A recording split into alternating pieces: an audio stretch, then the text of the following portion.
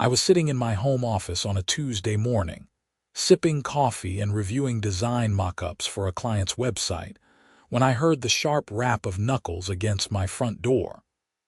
The sound was aggressive, impatient, the kind of knock that demanded immediate attention. I glanced at my calendar to confirm I had no appointment scheduled, then walked through my living room to answer. Standing on my porch was a woman I had seen maybe twice since moving into this Sacramento, California neighborhood 6 months ago. She was in her late 40s with blonde hair cut in that severe angled bob that seemed designed to amplify her already pinched expression. Her blazer was crisp despite the morning warmth, and she held a leather-bound notebook against her chest like a shield. "Can I help you?" I asked, keeping my tone friendly despite the obvious tension radiating from her. "Are you Aaron Lawson?" she asked, though her eyes had already flicked to the small bronze nameplate beside my door that clearly displayed my name. "That's me." "I am Barbara Mitchell, president of the Willow Creek Estates Homeowners Association." She said this as though announcing royalty.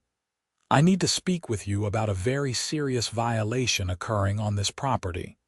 I blinked, genuinely confused. My lawn was mowed. My house was painted the approved beige tone from the community color palette, and I had even made sure my trash cans were stored out of sight per the HOA guidelines. "What violation?" Barbara's lips pressed into a thin line. "You are operating a commercial business from this residential property. That is explicitly forbidden under our covenants, conditions, and restrictions." "I run a web design business," I said slowly. "I work from home. There are no clients coming here, no signage, no employees. It's just me and my computer." "That does not matter." Barbara opened her notebook with a flourish that suggested she had rehearsed this moment. Section 7, Paragraph 3 of our CC and Articles clearly states that no commercial activity may be conducted within residential properties. You are in violation, and I am here to inform you that you must cease operations immediately and relocate your business elsewhere. I leaned against my doorframe, processing this absurdity. "You're telling me I cannot work from home? Not if that work constitutes a business, no." "Barbara, half the people in this neighborhood probably work from home. We're in 2026. Remote work is normal. Those people are employees working for other companies," she said sharply. "You own a business. You file taxes as a business owner. That makes this property a commercial location, which violates our community standards." I felt my jaw tighten. "I think you're misinterpreting the rules. I have been president of this HOA for 8 years, Mr. Lawson. I know exactly what the rules mean." She pulled a form from her notebook and thrust it toward me. "You have 30 days to relocate your business operations. Failure to comply will result in fines of $250 per day, and we will pursue legal action if necessary." I took the paper, more out of shock than agreement. "This is ridiculous." "This is community living," Barbara countered. "When you purchased this home, you agreed to abide by our standards. I suggest you review your closing documents." She turned on her heel and marched back down my walkway toward a silver Lexus parked at the curb. I stood there holding the notice, reading through the formal legal language that essentially accused me of turning my home into some kind of unauthorized office building. The whole thing was insane. I worked at a desk in my spare bedroom. My business consisted of building websites for small companies and nonprofits.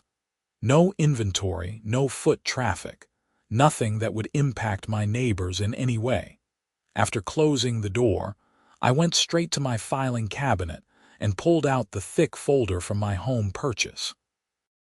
The CC and Articles document was 83 pages of dense legalese, but I found Section 7 and read it carefully. The prohibition was against businesses that created traffic, noise, or altered the residential character of the neighborhood. There was specific language about retail operations, warehousing, and professional offices that saw clients.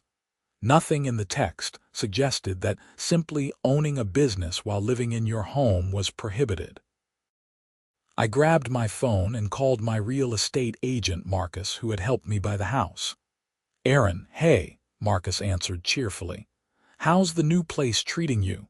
I just got a notice from the HOA president saying I have to stop running my business or move out." There was a pause. "What?" "Why?" I explained the situation, and Marcus made a sound of disbelief. "That's not what that clause means. I've sold dozens of homes in that community. There are graphic designers, consultants, writers, all kinds of people working from home. This sounds like Barbara being Barbara. You know her." "Oh yeah. She's got a reputation. She tried to fine someone for having the wrong shade of white on their window trim. The board overruled her." Marcus sighed. "Look, I'd suggest you talk to a lawyer who specializes in HOA issues, but honestly, I think you're in the clear. The zoning for that area allows home-based businesses as long as they meet certain criteria." That word caught my attention. Zoning. What does city zoning have to do with HOA rules? HOA rules cannot override municipal zoning laws. If the city says you can do something, the HOA cannot forbid it. They can add restrictions, but not prohibitions that conflict with zoning. I thanked Marcus and immediately started researching. The city of Sacramento's zoning maps were available online, and I pulled up the designation for my neighborhood. Willow Creek Estates was zoned R1MH, which was a residential classification. But when I clicked through to the detailed regulations, I found a section on home occupations. According to the municipal code, home-based businesses were explicitly permitted in residential zones as long as they met specific conditions. No exterior signage except for a small nameplate. No employees other than residents of the home. No regular client visits. No storage of commercial vehicles. And the business could not occupy more than 25% of the home's square footage. I met every single one of those requirements. My office took up maybe 10% of my house. I had no employees, no clients ever came by, and my car was just a regular sedan. According to the city, I was absolutely allowed to operate my business from my home. Armed with this information, I decided to attend the next HOA board meeting, which according to the community website was scheduled for Thursday evening at the recreation center. I spent the next 2 days preparing. I printed out the relevant zoning codes, highlighted the key passages, and even prepared a brief statement explaining my business operations. Thursday evening arrived, and I walked into the recreation center at 7 in the evening. The meeting room was set up with a long table at the front where 5 board members sat, including Barbara in the center position. About 15 residents occupied the folding chairs arranged in rows facing the board. Barbara called the meeting to order with a sharp rap of a gavel, then proceeded through routine business about pool maintenance schedules and an upcoming community garage sale. I waited through 20 minutes of mundane updates before the floor was opened for resident concerns. I raised my hand, and Barbara's expression soured immediately when she saw me. "Mr. Lawson," she acknowledged with obvious reluctance. I stood and introduced myself, then calmly explained the situation. I received a notice saying I must relocate my business because it violates HOA rules. However, I believe there has been a misunderstanding. My web design business is a home occupation that meets all city zoning requirements and does not violate the CC and RTCS. As I explained to you, any commercial activity is prohibited, Barbara interrupted. That's not what the CC and RTCS say. I held up my copy of the document. Section 7 prohibits businesses that create excessive traffic, noise, or alter the character of the neighborhood. My business does none of those things. Furthermore, city zoning explicitly allows home-based businesses that meet certain criteria, and mine meets all of them. One of the other board members, an older man with gray hair, leaned forward. Could we see that zoning information? I approached the table and handed him the printed pages. He studied them while Barbara's face grew increasingly red. "Barbara, is this accurate?" he asked. "The city zoning is irrelevant," she snapped. "Our HOA has the authority to set stricter standards than municipal codes." "Actually, that's not entirely true," said a woman on the board who had been introduced as the treasurer. "We can add restrictions, but we cannot prohibit something that's allowed by zoning unless it violates a specific clause in our CC and Articles. And from what Mr. Lawson just read, his business does not create traffic or noise issues. He is running a commercial operation from a residential property," Barbara insisted, her voice rising. "That is unacceptable and sets a terrible precedent. What is next?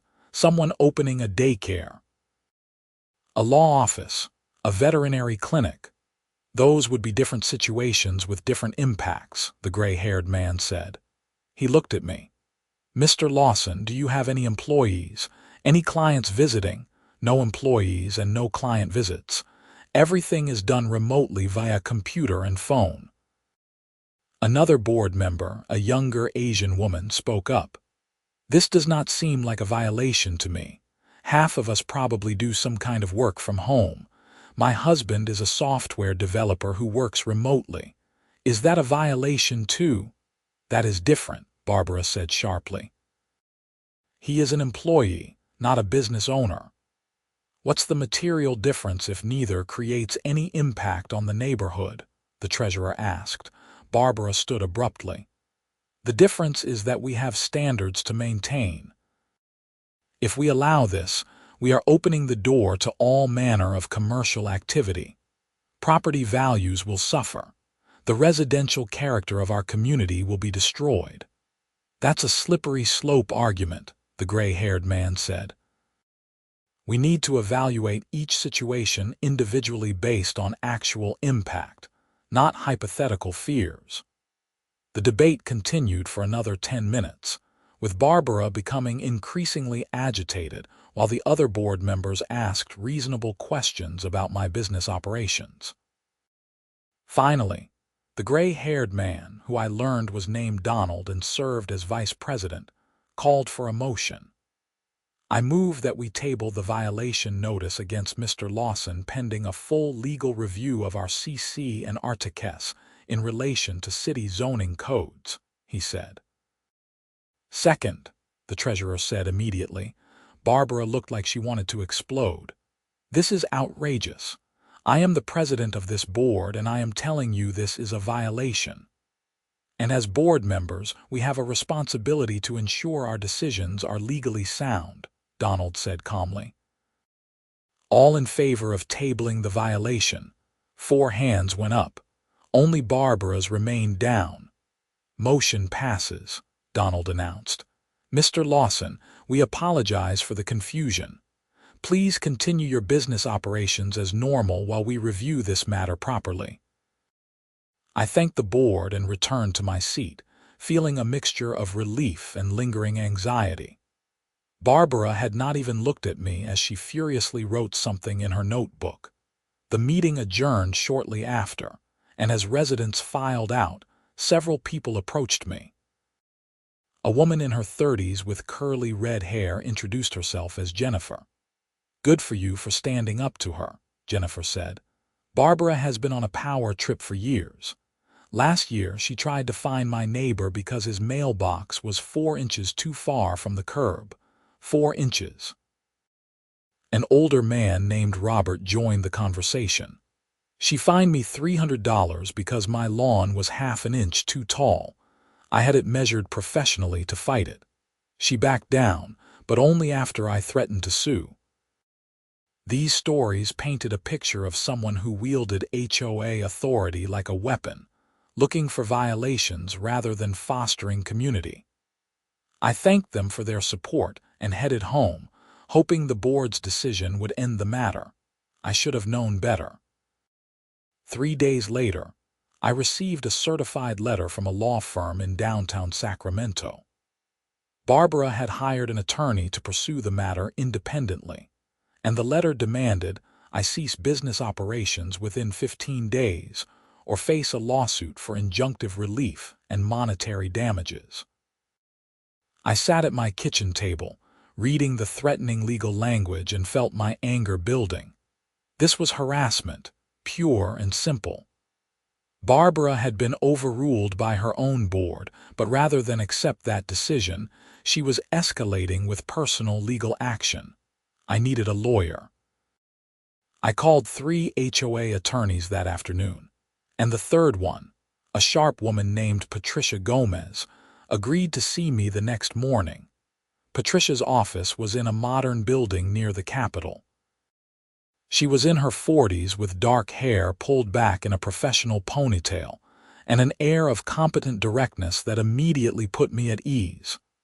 "Tell me everything," she said after we settled into her conference room. I walked through the entire situation, from Barbara's initial visit to the board meeting to the legal threat. Patricia took notes, occasionally asking clarifying questions. When I finished, she sat back and tapped her pen against her notepad. Barbara Mitchell is not representing the HOA in this legal threat. She is acting as an individual, which means she is opening herself up to significant liability. What do you mean? An HOA president does not have the authority to hire attorneys and file lawsuits without board approval. The fact that the board voted to table your violation means they did not authorize this action. Barbara is acting outside her authority, which makes this letter essentially meaningless from a legal standpoint. Patricia smiled. However, it also means she is potentially liable for harassment and abusive process. Hope flickered in my chest. So I can fight this. More than that, we can shut this down and potentially pursue a counterclaim. Patricia flipped through the documents I had brought. Your zoning evidence is solid. The city explicitly allows what you are doing. The CC and Articus do not prohibit it based on the plain language, and the board already declined to pursue this.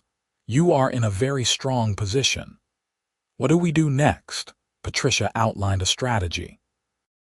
First, she would send a response to Barbara's attorney explaining the legal situation and demanding they withdraw the threat. She would also send a letter to the HOA board informing them of Barbara's unauthorized legal action. Finally, she would file a complaint with the city's HOA Ombudsman Office, which handled disputes between homeowners and associations. This will cost you some money in legal fees, Patricia warned. But I think we can resolve it quickly, and depending on how Barbara responds, you might be able to recover those fees. I authorized Patricia to proceed. Within 2 days, she had sent all the letters and filed the complaint. The response from Barbara's attorney came faster than expected. They were withdrawing their demand and terminating their representation. Patricia informed me that Barbara's lawyer had likely realized the legal exposure they were creating for themselves and their client, but Barbara was not done. Not even close. 2 weeks after her lawyer withdrew, I came home from grocery shopping to find a notice taped to my door. This one was not from the HOA. It was from the City of Sacramento Code Enforcement Division, stating that a complaint had been filed regarding illegal commercial activity at my address, and an inspector would be visiting to investigate. I immediately called Patricia. She reported me to the city. Of course she did, Patricia sighed. Barbara is escalating because she is losing control, but this actually works in your favor. When the city inspector confirms you are in compliance with zoning laws, it will create an official record supporting your position. The inspector, a tired-looking man named Carlos, arrived 3 days later. He spent 20 minutes walking through my home, asking questions about my business operations and reviewing my office setup. He took photos and made notes on a tablet. "Mr. Lawson, everything looks fine," Carlos said as we stood in my entryway. "You are clearly in compliance with home occupation regulations. No violations. Can I get that in writing? You will receive an official letter within 2 weeks confirming the inspection results." Carlos hesitated, then added, "Between you and me, we get calls like this all the time. Someone in the neighborhood does not like someone else, so they try to use code enforcement as a weapon. It is a waste of our resources and your time. Sorry you got dragged into this." I thanked Carlos and called Patricia with the update. She was pleased and said the inspector's report would be another nail in the coffin of Barbara's harassment campaign. But Barbara had one more card to play, and it was the most audacious yet. The following week, I received a formal letter from the HOA board, not Barbara individually, scheduling a special hearing to consider emergency measures regarding commercial activity in the community. The letter said my case would be used as a test situation to establish policy. I called Donald, the vice president, who had been reasonable during the first board meeting. He sounded frustrated when he answered. "Aaron, I want to apologize," Donald said. "Barbara called this special meeting. She is claiming that your business has generated complaints from neighbors, and she wants to impose an emergency ban on all home-based businesses pending a full community vote." "Complaints? What complaints? I've never had any interaction with my neighbors about my business." That is what I said. I asked her to provide documentation of these complaints, and she said they were verbal concerns raised confidentially. It is nonsense, but as president, she has the authority to call special meetings. Can she actually impose this emergency ban? Donald hesitated. Technically, yes, if the board votes for it. But it would be unprecedented and legally questionable given the zoning situation. I am voting against it, and I think Julie and Deanne will too. We need 3 out of 5 votes for it to pass. The hearing was scheduled for the following Tuesday. Patricia advised me to attend, but to let her do most of the talking. She would present our evidence and make the legal argument that any ban on home occupations would violate city zoning laws and expose the HOA to liability. Tuesday evening arrived, and the recreation center was packed. Word had spread about the proposed ban, and apparently many residents either ran home-based businesses or wanted the freedom to do so. The energy in the room was tense and charged. Barbara called the meeting to order and immediately launched into a prepared speech about protecting property values and maintaining residential integrity. She claimed that unchecked commercial activity would transform the neighborhood into a business district, lowering home prices and destroying quality of life. "We have received numerous complaints about Mr. Lawson's business operations," Barbara stated, looking directly at me. "Neighbors report increased vehicle traffic, noise disturbances, and concerns about privacy and security. This cannot continue." I felt my face flush with anger. Those were complete lies. Patricia put a hand on my arm, silently telling me to stay calm. When Barbara finished her speech, Donald asked the obvious question. "Can you provide documentation of these complaints? Names, dates, specific incidents?" As I stated, these were confidential communications from concerned residents who fear retaliation, Barbara said. "That is not how complaints work," Julie, the treasurer, said sharply. "We need specific, documented issues to take enforcement action. You cannot just make vague claims." I am not making vague claims. I am protecting the privacy of homeowners who came to me in confidence. Patricia stood. May I address the board? Barbara looked like she wanted to refuse, but Donald nodded. Please. Patricia introduced herself and provided a clear, methodical presentation. She explained the city's zoning laws, showed Carlos's inspection report confirming compliance, highlighted the CC and Articus language that did not support a blanket ban, and pointed out that Barbara's previous attorney had withdrawn from the case after recognizing its legal weaknesses. If this board votes to impose a ban on home occupations that are legally permitted under city zoning, you will be opening the HOA to significant legal liability, Patricia concluded. Every homeowner affected by such a ban would have grounds to sue. You would be defending an indefensible position, and the costs would be borne by all HOA members through increased dues. Several residents applauded. Barbara's face was crimson. Furthermore, Patricia continued, the claims of complaints against Mr. Lawson appear to be fabricated. I would like to formally request that any resident who has actually experienced problems related to Mr. Lawson's business please stand and share their concerns. The room fell silent. Nobody moved. 30 or 40 people sat quietly, many looking at Barbara expectantly. Well, Donald said. Is anyone here willing to corroborate these complaints? More silence. Then a man in the back raised his hand. I live next door to Aaron. I have never noticed anything unusual. No extra traffic, no noise, nothing. This is the first I am hearing about any issues. I live across the street, added a woman in the front row. Same thing. I did not even know he ran a business until this controversy started. Barbara stood abruptly. This is irrelevant. The potential for problems is enough to warrant protective measures.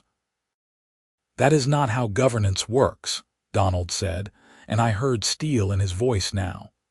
We cannot restrict rights based on hypothetical future problems.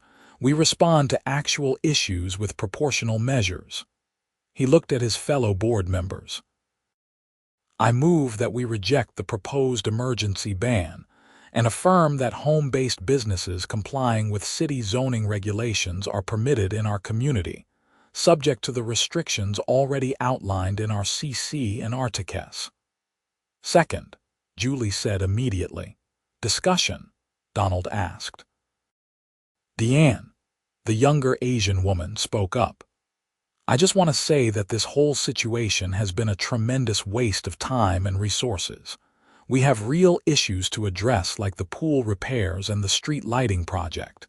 Instead, we have spent hours on a personal vendetta that has no merit. The fourth board member, a quiet man named Martin who had barely spoken during previous meetings, nodded. I agree, this needs to end, now. All in favor? Donald asked. 4 hands went up. Barbara sat rigid, her hand down, staring straight ahead. Motion passes, Donald announced. Mr. Lawson, on behalf of the board, I apologize for this ordeal. You are free to operate your business without interference from this HOA. Applause broke out. I felt a wave of relief wash over me, but when I glanced at Barbara, I saw something that made my stomach tighten. She was not angry anymore. She was smiling, a small, cold smile that suggested this was far from over. The meeting adjourned and several residents came up to congratulate me and shake Patricia's hand. We had won decisively, and I should have felt triumphant. Instead, I felt uneasy. My instincts were correct. 3 days after the board meeting, I was working at my computer when my phone rang. It was Donald. Aaron, I need to tell you something, he said, his voice grave. Barbara resigned from the board this morning. She resigned. Yes. She sent an email at 6 in the morning announcing her resignation effective immediately. But that is not the concerning part. Donald paused. She also filed articles of incorporation for something called the Willow Creek Property Standards Association. I felt cold. What does that mean? It means she is trying to create a parallel organization. I do not have all the details yet, but it looks like she is claiming that the official HOA has abandoned its duties and that her new association will enforce the true standards of the community. Can she do that? No. It is completely illegitimate. There is only one HOA for this community, and it is the one established in the original development documents. But that will not stop her from trying to collect dues, issue fines, or otherwise harass residents. Donald sighed heavily. I am calling everyone to warn them. Do not pay any money to Barbara or her fake association. Do not acknowledge any notices she sends. She is acting outside any legal authority. I thanked Donald and immediately called Patricia. She was not surprised. Barbara has crossed a line into potential criminal activity, Patricia said. Attempting to collect money or levy fines while impersonating a legitimate authority could be fraud. If she actually follows through, we will need to involve law enforcement. You think she will follow through? People like Barbara do not handle losing well. Yes, I think she will try something. Patricia was right.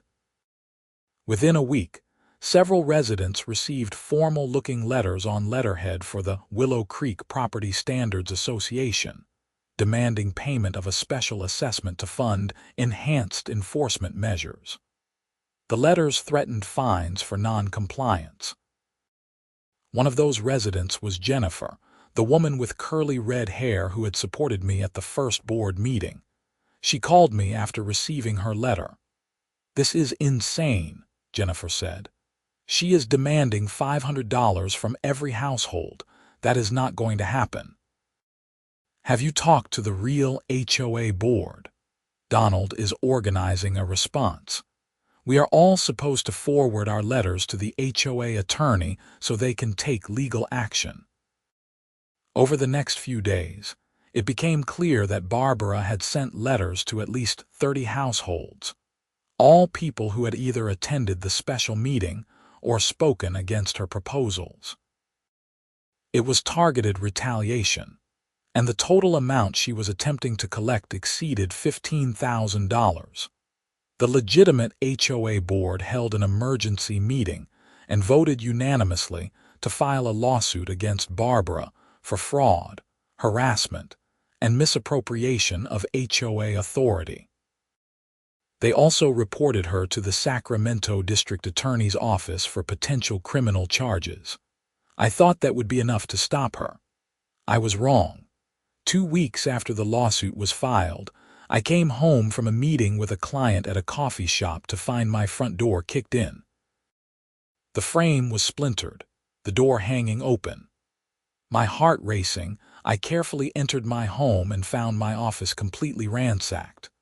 My computer was still there, but papers were scattered everywhere, drawers hung open, and someone had spray-painted "illegal business" across my wall in red letters. I immediately called the police. 2 officers arrived within 15 minutes and took a report. They photographed the damage and the graffiti and asked if I had any idea who might have done this. I have been in a dispute with my former HOA president, I explained.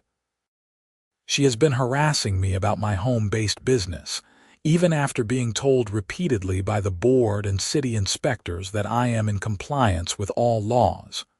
The officer taking notes looked up. What is her name? Barbara Mitchell. The 2 officers exchanged glances. We know Barbara, the second officer said. We have responded to several calls involving her and other residents. She has a history of aggressive behavior. They advised me to get a restraining order and to install security cameras. They would investigate, but without direct evidence linking Barbara to the break-in, prosecution would be difficult. I called Patricia, who was horrified. This is escalating dangerously. File for the restraining order immediately. I will also notify the criminal investigators handling the fraud case. This break-in could be connected. I spent the next day getting my door repaired, installing security cameras, and filing for a temporary restraining order. The judge granted it based on the pattern of harassment and the suspicious timing of the break-in. When the restraining order was served to Barbara, she violated it within 24 hours. My new security camera caught her approaching my house at 2 in the morning. She was carrying a can of spray paint and what looked like a stack of flyers. The camera footage showed her taping flyers to my door and mailbox, then spray painting "Business Zone" on my driveway in large letters before hurrying away. I called the police immediately and provided them with the footage. This time, they had no choice but to act. Officers went to Barbara's house at 8 in the morning and arrested her for violating the restraining order, vandalism, and criminal trespass. The flyers she had taped to my property were unhinged screeds about how I was destroying the neighborhood and encouraging others to take action to protect their homes. The language was vague enough to avoid direct threats, but the implication was clear. She was trying to incite other residents to harass me. Barbara was held in custody for 2 days before being released on bail. As a condition of her release, she was ordered to have no contact with me or anyone in Willow Creek Estates, and she was fitted with an ankle monitor to ensure compliance. The criminal case moved forward on multiple fronts. The district attorney charged Barbara with fraud for her fake HOA scheme, criminal trespass and vandalism for the break-in and property damage, and stalking based on the pattern of harassment. The restraining order violation added another charge. I testified at a preliminary hearing, as did Donald and several other residents who had received threatening letters from Barbara. The evidence was overwhelming. The judge found probable cause on all charges and ordered Barbara to stand trial. The trial took place 4 months later. I attended every day, sitting in the courtroom gallery and watching as prosecutors methodically presented the case. They showed the timeline of Barbara's escalating behavior, from her initial violation notice to me, through the fake HOA incorporation, the demand letters, and finally, the property crimes. The security footage of Barbara spray painting my driveway was particularly damning. Her attorney tried to argue that she had been under extreme stress and was not thinking clearly, but the prosecutor countered that Barbara's actions showed clear planning and intent. She had created letterhead, drafted legal-sounding documents, and targeted specific residents for retaliation. The jury deliberated for less than 3 hours. They found Barbara guilty on all counts: fraud, vandalism, criminal trespass, stalking, and violating a restraining order. At sentencing, the judge was stern.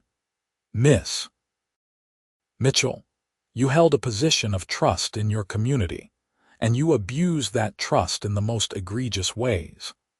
Rather than accepting decisions that went against you, you engaged in a campaign of harassment and intimidation that escalated to property crimes and fraud.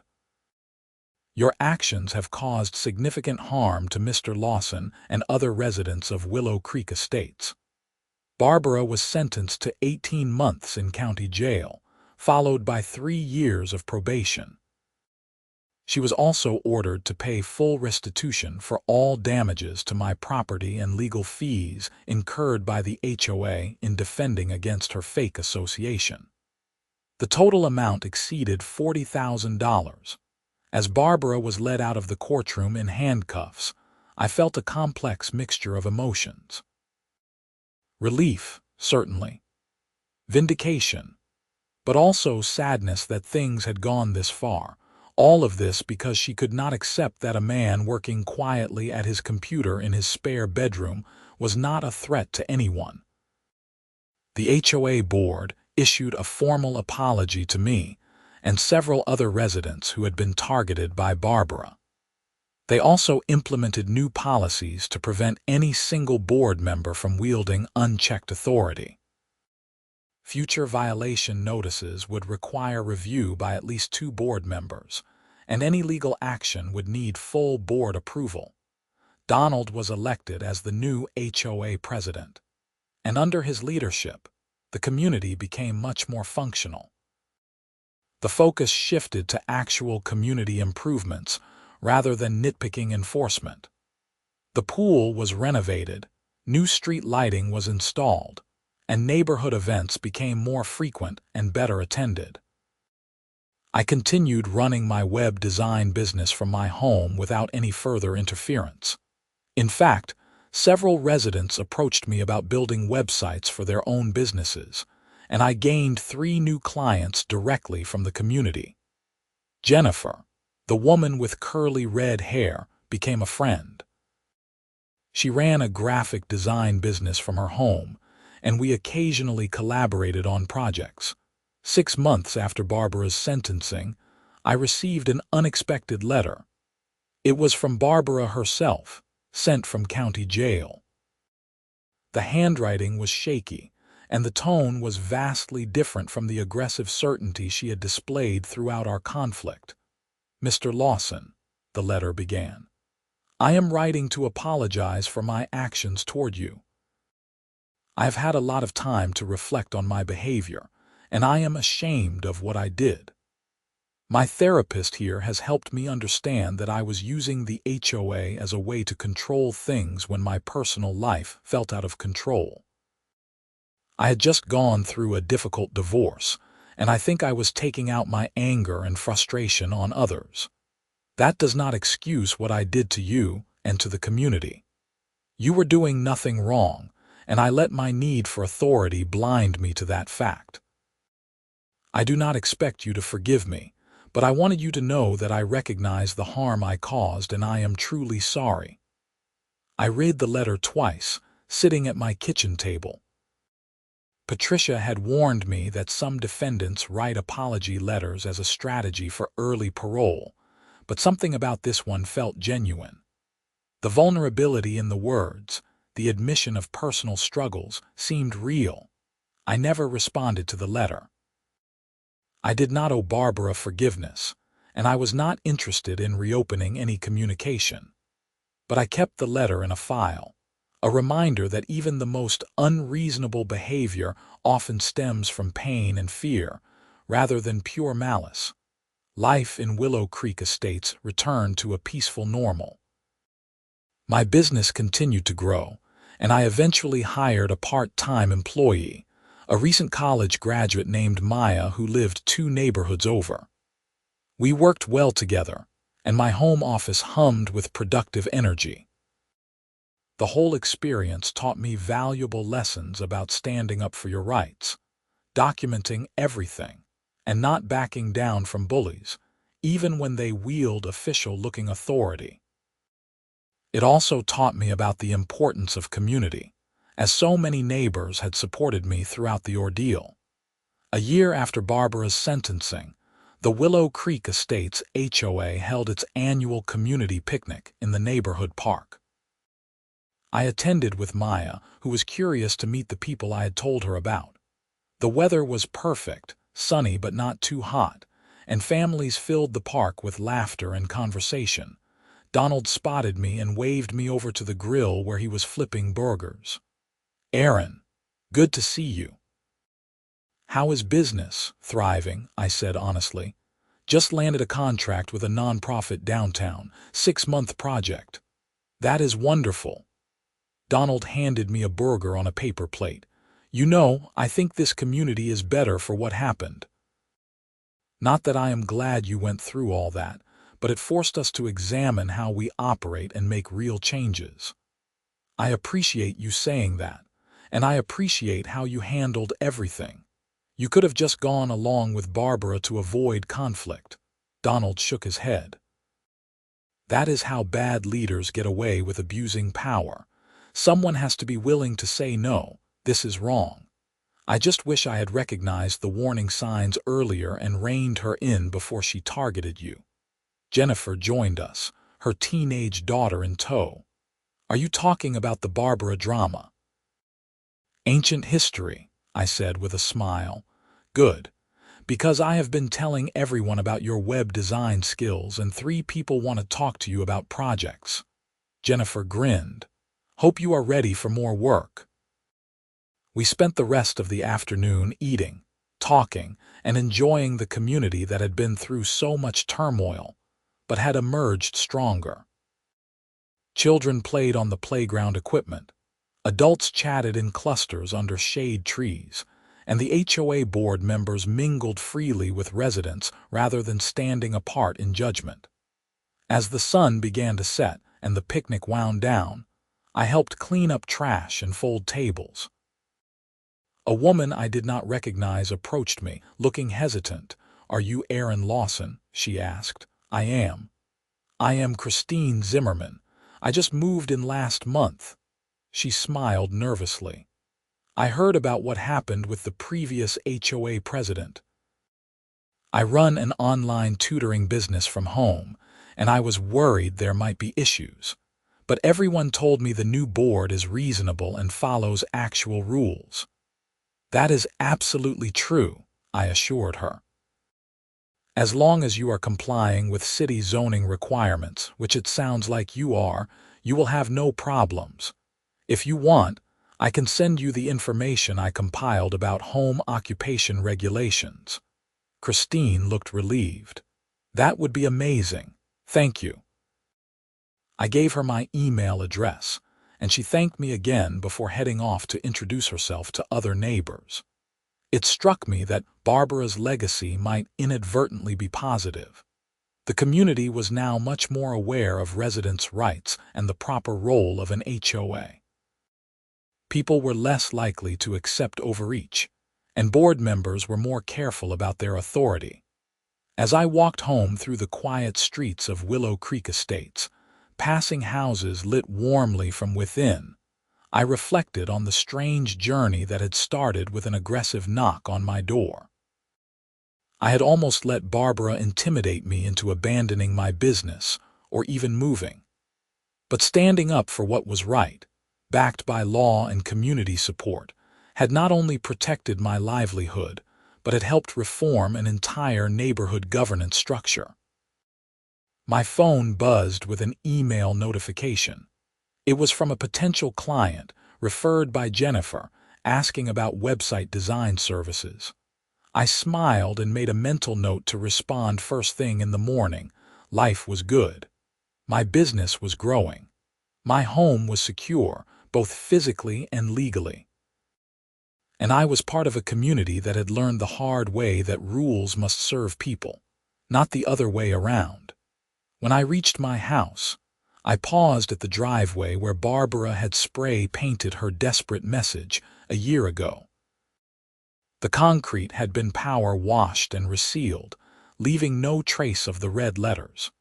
It was as if those events had been erased, though I knew the memories and lessons would remain.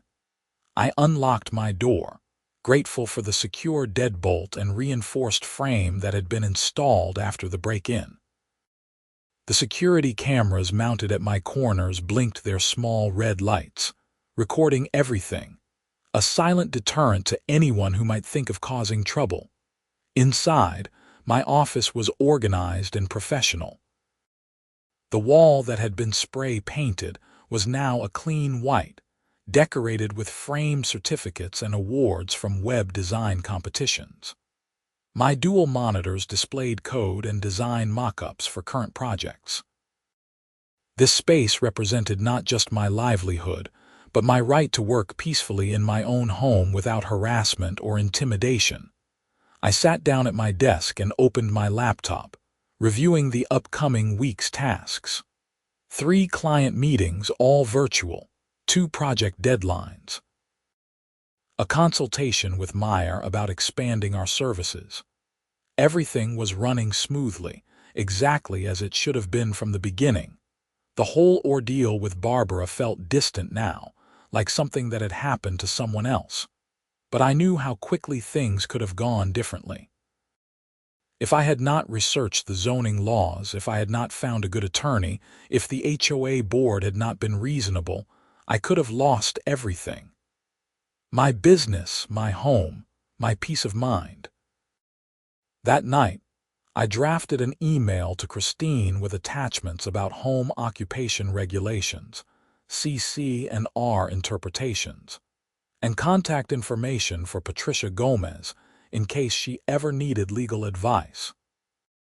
I wanted to make sure new residents knew their rights and would not be vulnerable to the kind of harassment I had experienced.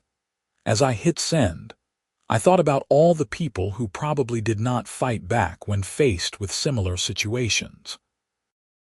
How many residents over the years had been bullied by Barbara or people like her? How many had paid unjust fines, abandoned legitimate activities, or even sold their homes rather than stand up to an HOA board drunk on petty power? The answer was probably depressing, but at least in this community, things were different now. The story of what had happened became neighborhood lore, a cautionary tale about the dangers of unchecked authority and the importance of knowing your rights. Several months later, I was invited to speak at a regional HOA governance conference in Sacramento. The organizers had heard about the Willow Creek situation and wanted me to share my experience as part of a panel on homeowner rights. I was hesitant at first, not eager to relive the stress of that period, but Patricia encouraged me to participate. "Your story can help a lot of people," she said. "HOA abuse is more common than most realize, and hearing how you successfully fought back will empower others." So I found myself on a stage in a hotel conference room, sitting alongside Patricia and two other homeowners who had faced different HOA disputes. The room was full, maybe 200 people, a mix of homeowners and HOA board members interested in best practices. I told my story, keeping it factual and focused on the legal issues rather than personal drama.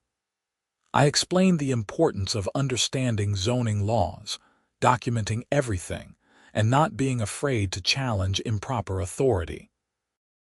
I talked about the role of community support and how other residents speaking up had made a crucial difference. During the question and answer session, a woman in the audience raised her hand. "What would you say to HOA board members to prevent situations like yours from happening?" I thought carefully before answering. "Remember that your role is to serve the community, not to control it. Rules exist to address real problems, not to enforce personal preferences. Before you issue a violation or fine, ask yourself, what actual harm is being caused?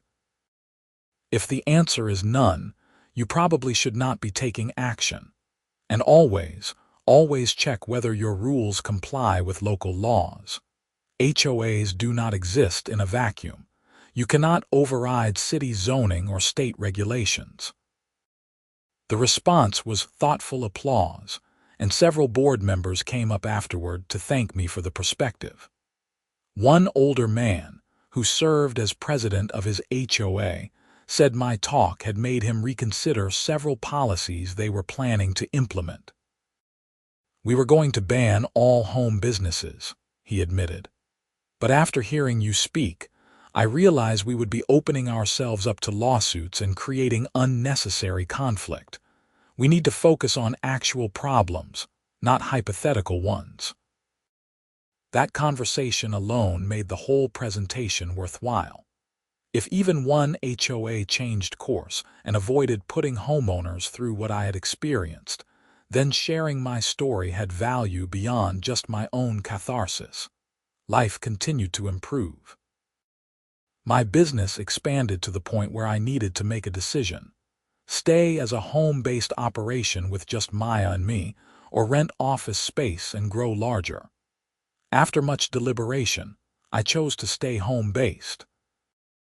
The freedom and flexibility were more important to me than size, and my clients did not care where I worked as long as I delivered quality results on time.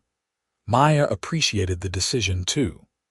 She was pursuing a master's degree part-time and valued the flexible schedule our home-based setup allowed.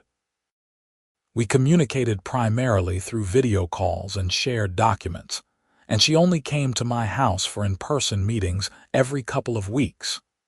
The Willow Creek Estates HOA continued to function smoothly under Donald's leadership. When his term ended, Julie, the former treasurer, was elected president.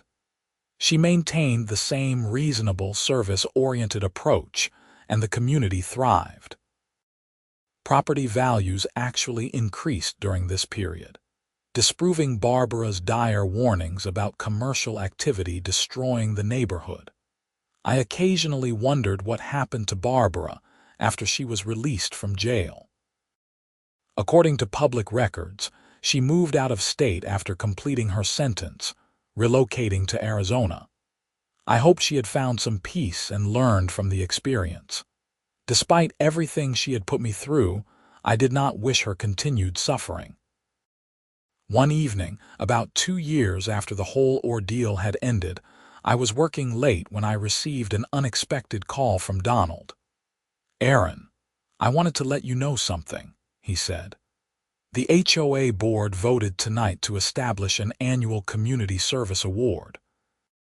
We are calling it the Aaron Lawson Civic Courage Award. It will go to a resident who stands up for what is right, even when facing opposition. We would like to present you with the inaugural award at next month's annual meeting." I was stunned. "Donald, that is incredibly generous, but you do not need to name an award after me." "We want to," he insisted. "What you did changed this community for the better. You could have just moved away, avoided the conflict, let Barbara intimidate you.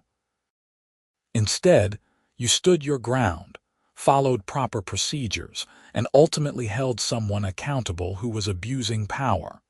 That is exactly the kind of behavior we want to encourage and celebrate." The award ceremony took place on a warm evening in June. The recreation center was decorated with balloons and banners, and it seemed like half the neighborhood had turned out. Donald gave a speech about the importance of active, engaged citizenship, then called me to the front to present a glass plaque engraved with my name and the words for courage in defense of community rights. I gave a brief acceptance speech, thanking everyone who had supported me and emphasizing that the real heroes were the board members who had listened, investigated fairly, and made legally sound decisions despite pressure.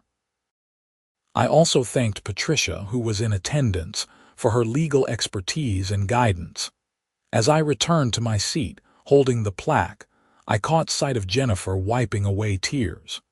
She gave me a thumbs up and I smiled back. This community, which had been fractured by one person's need for control, had come together stronger than before. The years that followed were peaceful and productive. My business continued to evolve with technology and market demands. I built websites, managed digital marketing campaigns, and eventually branched into app development. Maya finished her master's degree and accepted a full-time position with me, bringing her expertise in user experience design. We worked from my home office, compliant with all regulations, bothering no one, and contributing positively to the local economy. It was everything I had wanted when I first purchased the house in Willow Creek Estates. A peaceful place to live and work, building a career on my own terms. The security cameras I had installed after Barbara's vandalism remained in place, though they never recorded anything more exciting than occasional package deliveries and neighborhood cats prowling through my yard at night. The restraining order had long since expired, and Barbara was living in another state, but I kept the cameras as a reminder and a precaution. Sometimes new residents would move in and hear the story, usually a dramatically embellished version passed along through neighborhood gossip. They would approach me with wide eyes, asking if it was true that the former HOA president had been arrested and gone to jail. I would confirm the basic facts, but try to downplay the drama, not wanting to be defined forever by that conflict. What mattered more was what came after. The reformed governance structure, the focus on community rather than control, the understanding that rules serve people and not the other way around. Those changes outlasted the drama and made Willow Creek Estates a genuinely better place to live. My last significant interaction with anything related to the Barbara situation came 3 years after her sentencing. I received a notice that she had completed her probation and was petitioning the court to reduce her felony convictions to misdemeanors. As the victim, I had the right to submit a statement supporting or opposing the petition. I thought about it for several days. On one hand, Barbara had caused me significant harm, stress, and expense. Her actions had been deliberate and malicious. On the other hand, she had served her sentence, paid restitution, and apparently stayed out of trouble during probation. Continuing to punish her served no purpose. I submitted a neutral statement. I did not support or oppose the reduction, leaving the decision to the court and her probation officer. If she had genuinely changed, then allowing her a chance to move forward with her life seemed fair. If she had not, then her future behavior would reveal that regardless of what her criminal record said. The court granted the reduction. I felt at peace with that outcome. As I sit here now, 4 years after Barbara first knocked on my door with her notice of violation, my life is exactly what I hoped it would be. My business is successful and growing. My home is peaceful and secure. My community is functional and friendly. The nightmare of harassment and escalating conflict is behind me, a story I tell occasionally but no longer defines my daily existence. I learned valuable lessons from the experience. Know your rights. Document everything. Do not be afraid to stand up to improper authority. Seek professional legal help when needed. And perhaps most importantly, remember that systems and rules are created and maintained by people, which means they can be challenged, changed, and improved when they are unjust. The zoning laws that allowed commercial use in residential areas were not accidents. They were deliberate policy decisions made by city planners who understood that modern work was changing, and that people should have the freedom to earn a living from their homes as long as they were not negatively impacting their neighbors. Those laws protected me when an HOA president tried to abuse her authority, and they would protect countless others in similar situations. HOAs serve an important function in maintaining community standards and property values, but that function must be balanced against individual rights and reasonable limits on authority. The best HOAs operate as genuine community organizations, facilitating neighborhood improvement and resolving legitimate disputes. The worst become petty fiefdoms where small-minded people wield disproportionate power over their neighbors' lives. Willow Creek Estates had been the latter under Barbara's leadership, but it had transformed into the former under Donald and Julie. That transformation was not automatic or easy. It required residents willing to speak up, board members willing to listen, and a collective recognition that something had gone badly wrong and needed to be fixed.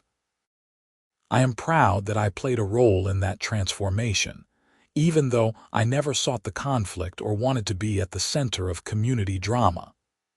Sometimes standing up for yourself means standing up for everyone, changing systems that affect far more people than just you. My web design business continues to operate from my home office, perfectly legal, fully compliant, and completely unremarkable to everyone except those who remember the battles fought to protect that simple right. Meyer and I are working on an ambitious project for a statewide nonprofit, the kind of sophisticated work that requires quiet focus and uninterrupted concentration. The kind of work that is best done from a peaceful home office in a supportive community, exactly where I am right now, exactly where I always belonged, and exactly where Barbara Mitchell's harassment and intimidation ultimately failed to drive me away.